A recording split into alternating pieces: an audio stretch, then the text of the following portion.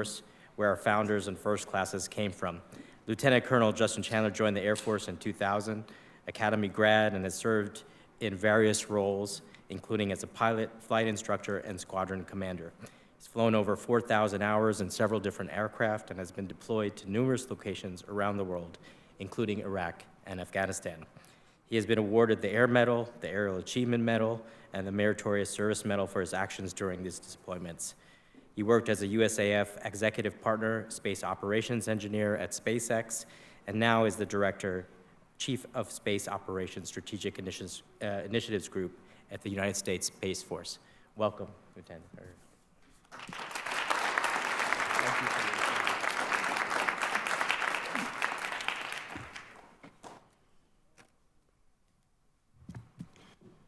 Dean Cogram, thank you for that kind introduction. I'd like to express my sincere thanks to the Arizona State team who put this event together, specifically Jessica and your amazing team. Congratulations to you and everyone that worked on this event. Lindy, thank you for your friendship and all that you do to make our world and other worlds a better place. I'm constantly amazed at the level of talent concentrated in the great state of Arizona. Events like this are so important to the future of our nation. Venues that enable us to leverage the intellectual expertise present in the organizations represented here are vital. I'm humbled to be a small part of this esteemed group. Thank you for being here and for everything you do to support efforts like this.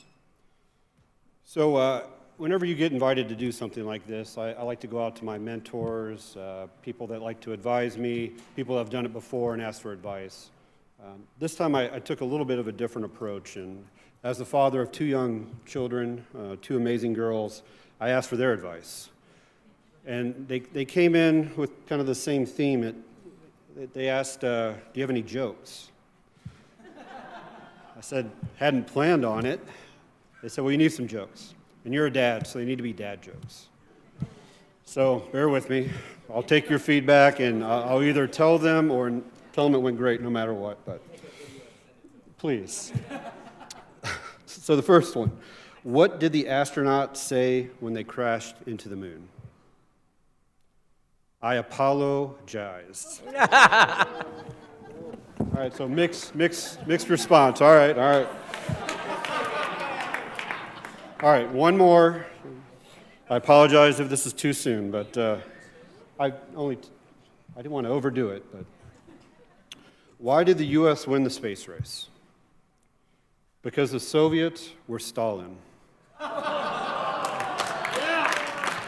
If you get it, you're okay. All right, more thumbs up. All right. Please, make it your own. Use it.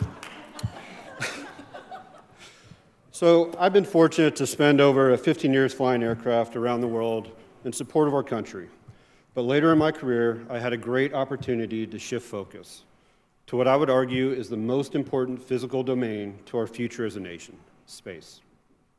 My experiences in the Air Force, the Space Force, industry, and academia have convinced me how critically important U.S. leadership in space is to our nation's prosperity and security. The past decade has experienced a fundamental shift within the space domain. The barriers to reach orbit have decreased dramatically, leading to an exponentially increasing commercial space sector. These changes are leading to a more competitive and congested domain. For decades, the United States and our allies and partners have enjoyed the benefits of a benign domain, unthreatened by adversaries. During this period, we were, of course, not immune to conflict here on Earth, but fortunately, space remained a sanctuary, largely devoid of conflict. Satellite operators were more concerned with solar flares and space debris rather than considering how to counter a thinking and reacting adversary bent on neutralizing their spacecraft. Historically, the world has benefited from a space infrastructure established by a few select spacefaring superpowers. Today, with the emergence of low-cost launch providers and private companies conducting human spaceflight, the domain itself and the ability to benefit from it has forever changed.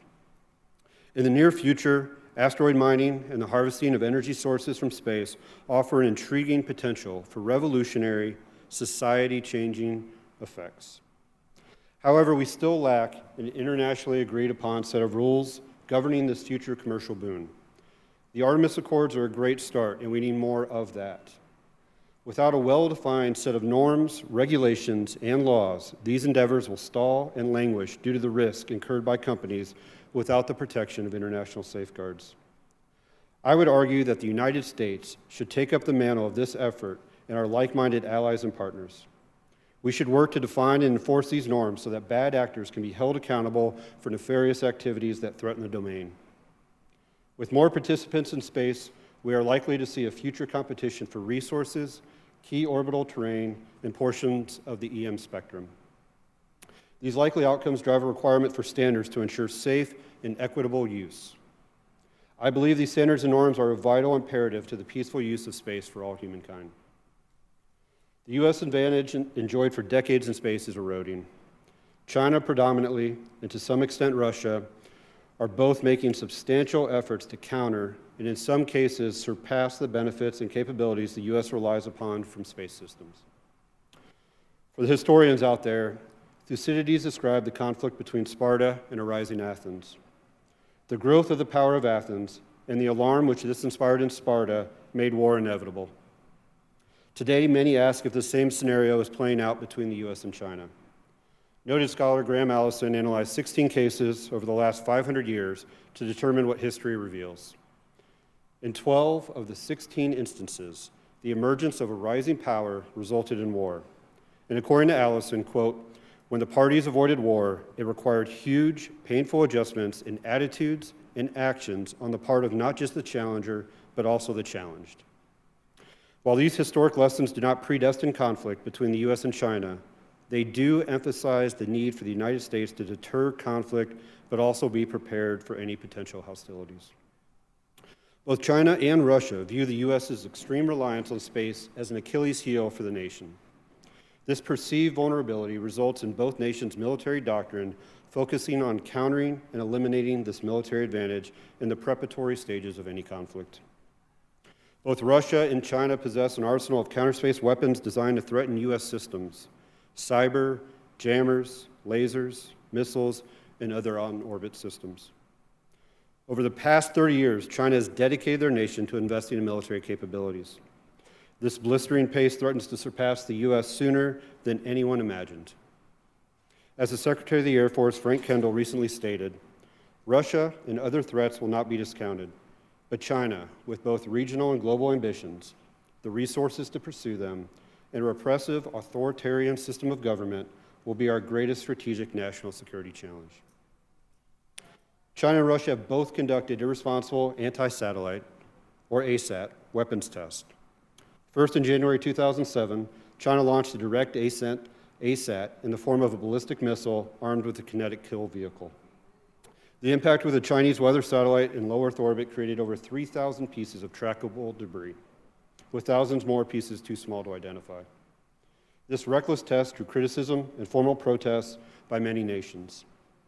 The widespread international outcry appeared to result in an understood international norm against destructive ASAT tests until in 2019 and 2021, when India and Russia launched their own debris-creating tests. Due to the low altitude of India's test, the debris was limited, with most objects re-entering and burning up in the atmosphere. However, Russia's test, which was much higher, created over 1,500 pieces of trackable debris that directly threatens astronauts and cosmonauts on the International Space Station to this day.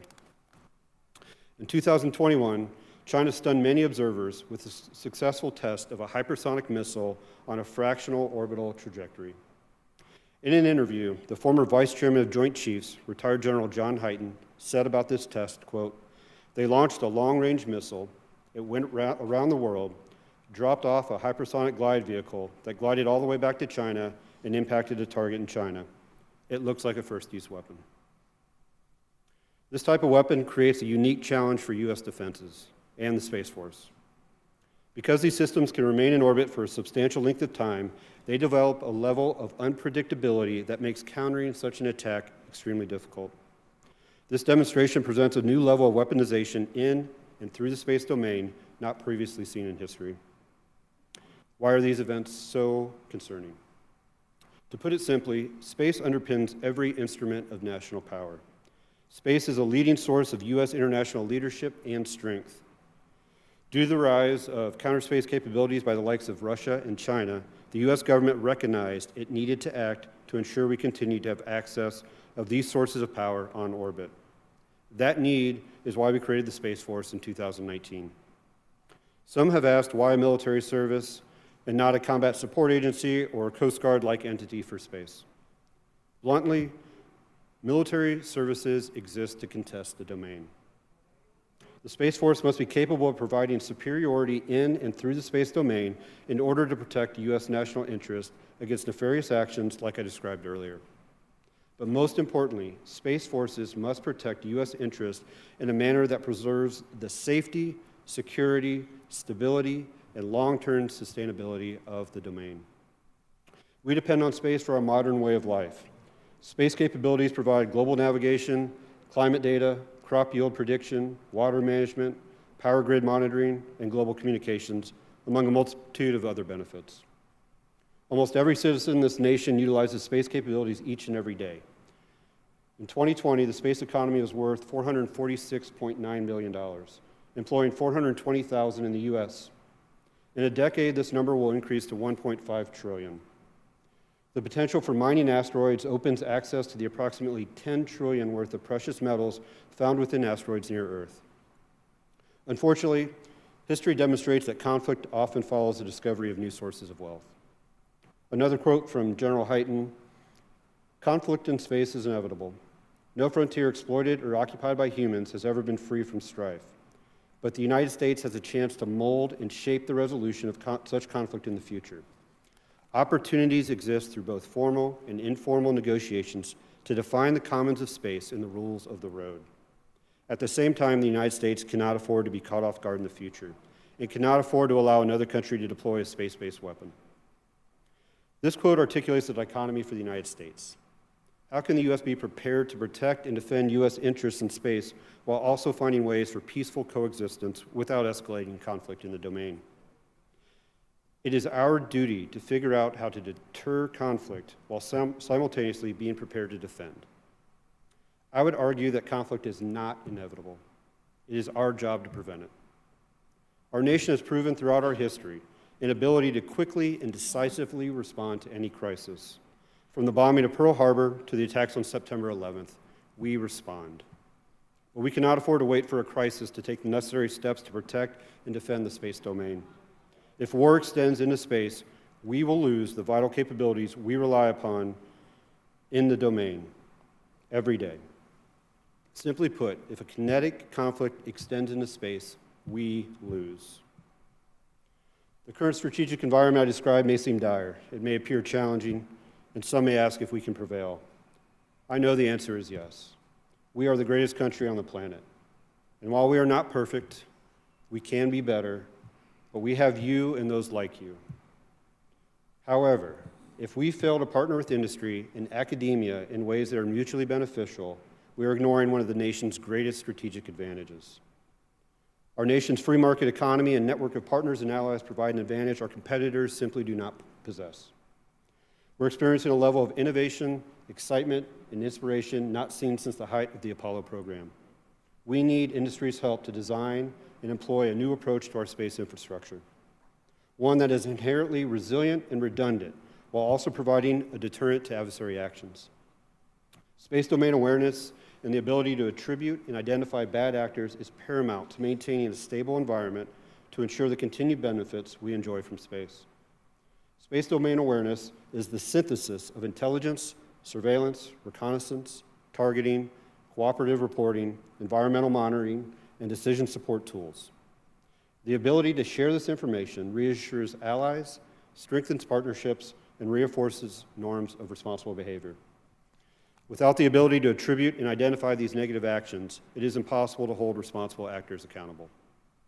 We, as a service, cannot continue to operate the same way we always have in our approach to designing these systems.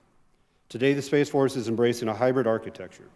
The intent for this approach is multifaceted, including increased resiliency, competitive costs, a responsive surge capacity for contingency operations, an increased rate of new technology, faster and more dynamic access to innovative technologies, improved diversification of the space industrial base, and more expedient integration with our international partners via common standards. We are already partnering commercially on SATCOM, ISR, SDA data and services, launch services, PNT, and IT solutions. But we need to make progress in areas including space data transport, non-traditional ISR and remote sensing, satellite command and control, small, low-cost responsive launch, in-space servicing, assembly and manufacturing, AI, machine learning, advanced propulsion, and finally, debris mitigation and removal. We need a whole-of-nation approach to this vital domain, and we need to build a coalition of like-minded allies and partners like those of you in this room. The Space Force and the DoD cannot maintain stability without extraordinary efforts from our teammates in industry and academia. Our nation needs groups like this to work together to solve these complex problems we face today and will continue to face in the future. I am confident that we have the skill set and drive to succeed, but this effort will require all of us. I'm excited, inspired, and hopeful because of the efforts of you. I appreciate your time this evening and look forward to any questions you might have. Thank you.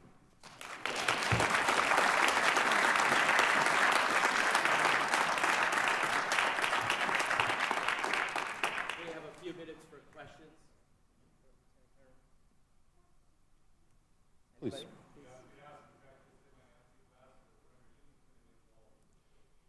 So, with the speed and timing of standing up the Space Force, I think that was viewed early on as a long-term effort. I think when we start to see a greater human presence for commercial efforts, exploration, there's going to need to be some sort of human presence from the Space Force to protect those efforts. I think we see it in international waters, along the coastlines. I think we can take a lot of examples from the Navy analogies. Leadership in the Space Force is becoming more and more comfortable having those conversations. And I think General Whiting came out a few months ago and actually put a timeline of sooner than later, less than 5 years versus the decades we were originally talking about. Machines are great, and we rely on technology to an extreme level in space, but we need to figure out the right balance of a human in the loop. What can humans do best? What can machines do best? How do we augment without taking out that decision-making calculus? I think we're dealing with some of those same issues when it comes to flying remotely piloted aircraft. There's a lot to consider, especially when human lives are at risk. And so we need to find that balance, and I think it's an issue that needs to be discussed sooner than later. I don't want to be reactionary and trying to come up with something last minute. I'd like to get ahead of it. So I would advocate for the sooner time frame in the coming years. Any other questions?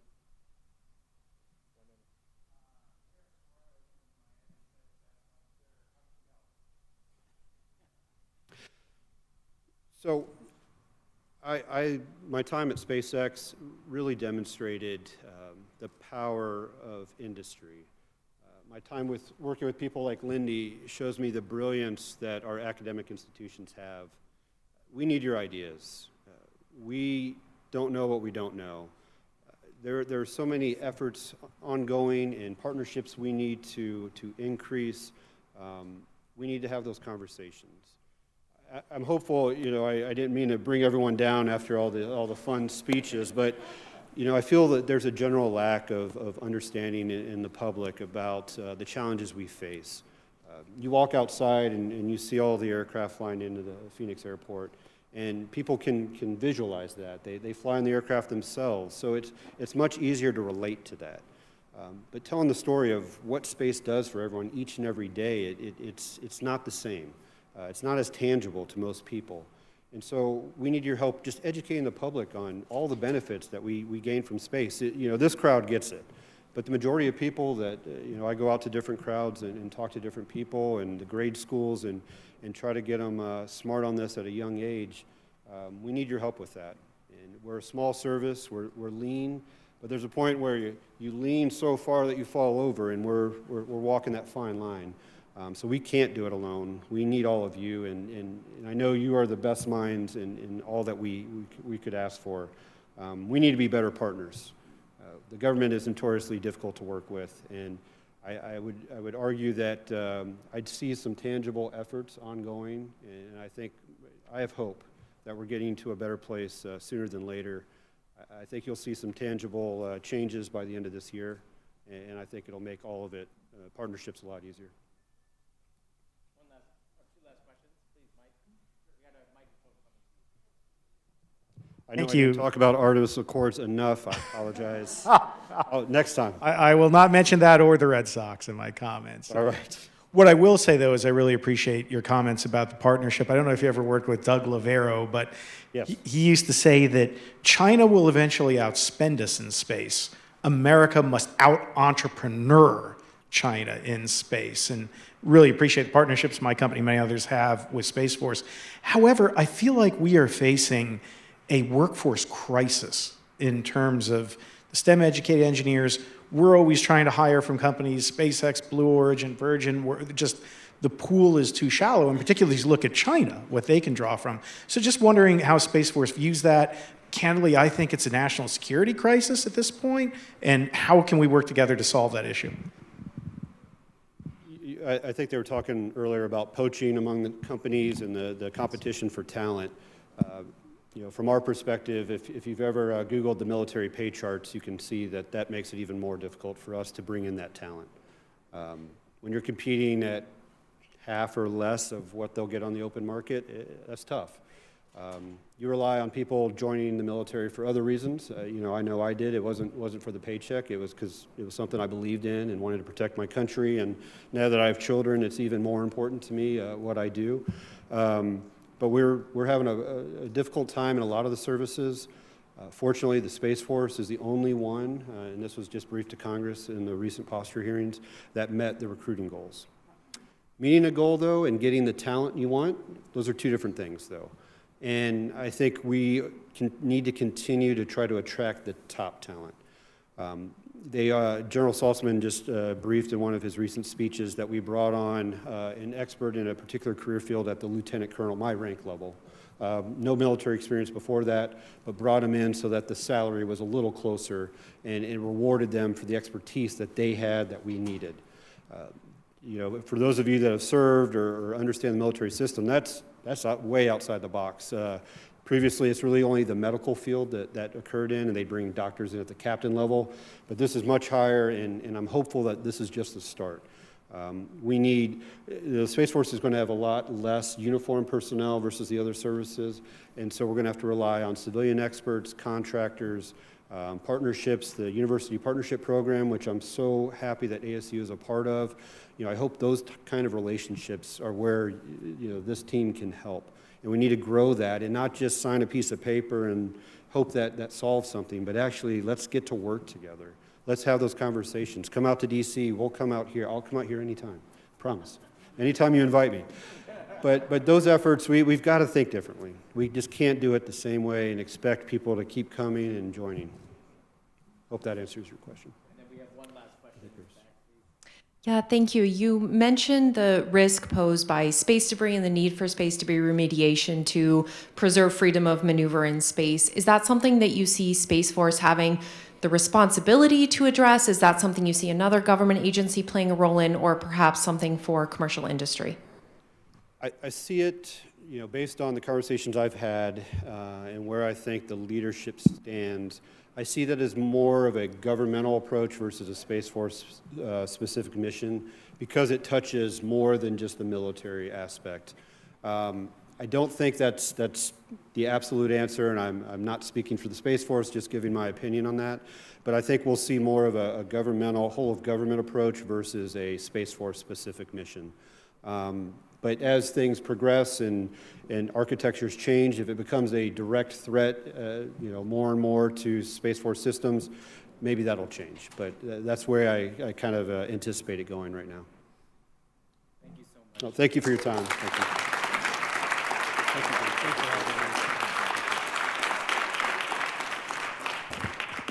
So we're going to wrap up the evening, just a few final comments.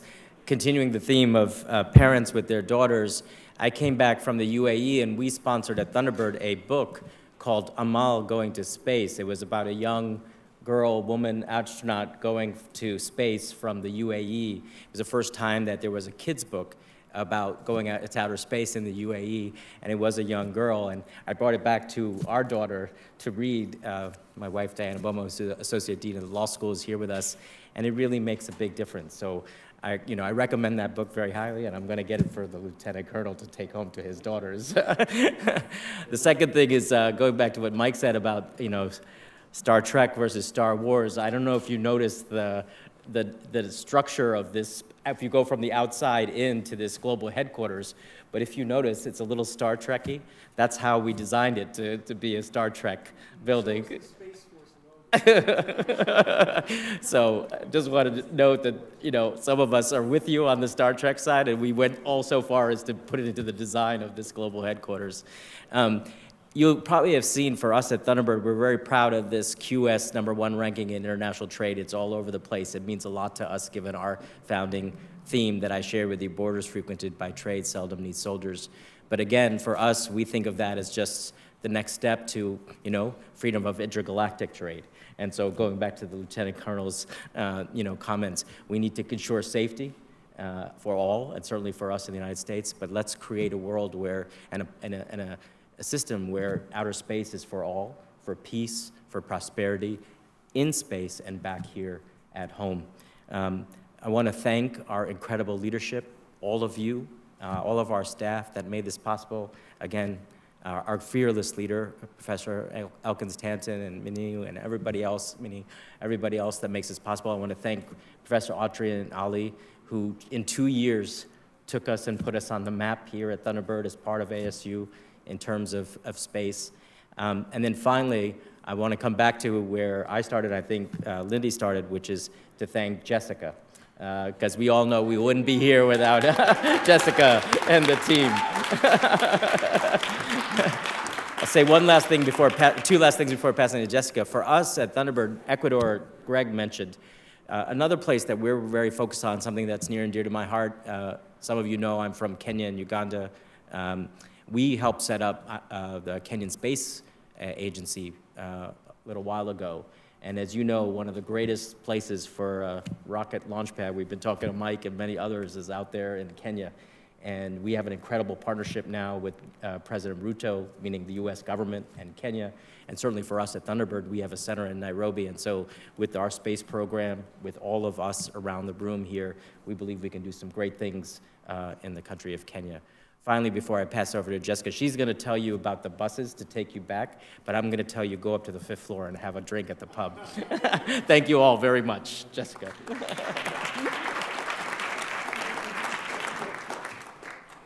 I will be very brief, but I just want to thank you all for spending the day and sharing your energy and your thoughts and all your inputs, and this has been fantastic.